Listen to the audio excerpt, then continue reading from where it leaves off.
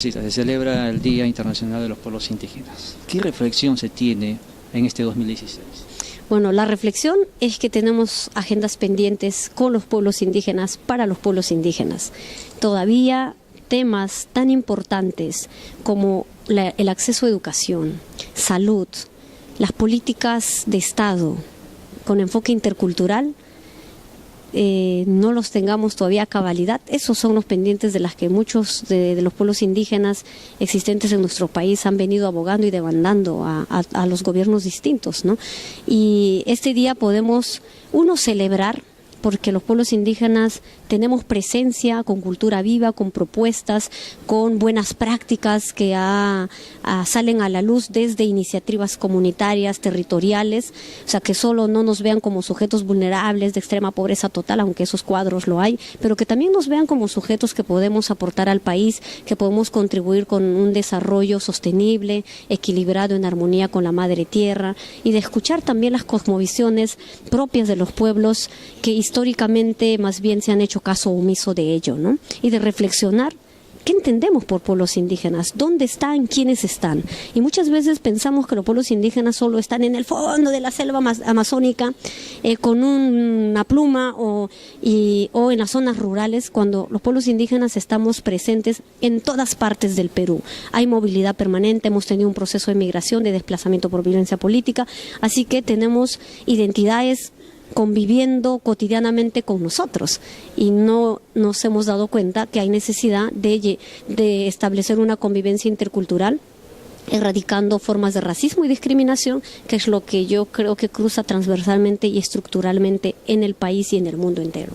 En esa medida, en este 2016, ¿qué se han propuesto ya, en este caso, por ejemplo, la bancada de Frente Amplio, como propuestas parlamentarias, digamos, para paliar o corregir esta situación?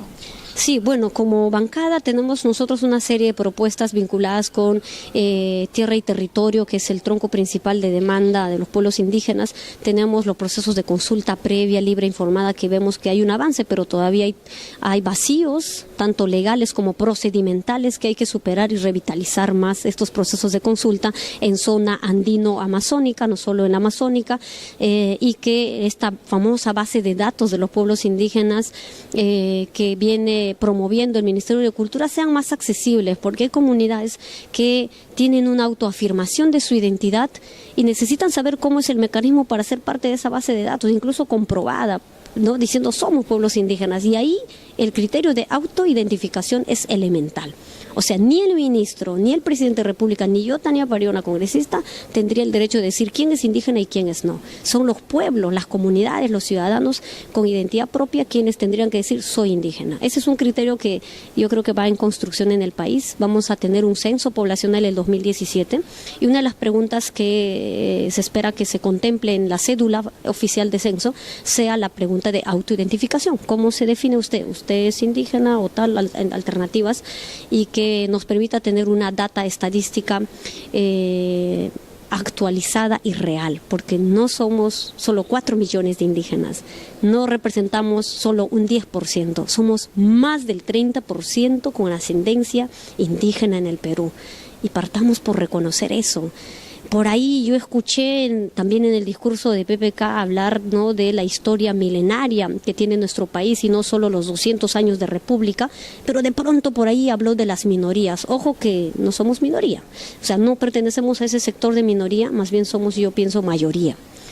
Por ejemplo, aquí en el Parlamento se restringe a veces la entrada a las personas, digamos, no hay una mirada igualitaria.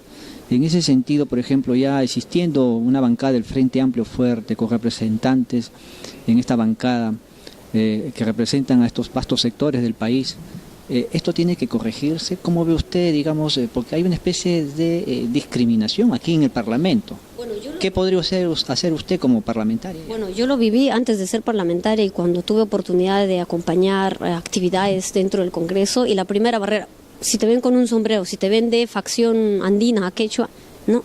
¿A qué viene? Es más, yo cuando el primer día asistí, después de tener la credencial, un poquito más y me ponían la mano, ¿no? O sea, ¿por qué? Y de pronto cuando se enteran que eres congresista, ¡ay, pase usted! No, no puede ser. Creo que todos los ciudadanos debemos ser tratados de igual manera y ya hemos pasado incluso todo un proceso de discriminación que hermanas indígenas en el Congreso han sido ¿no?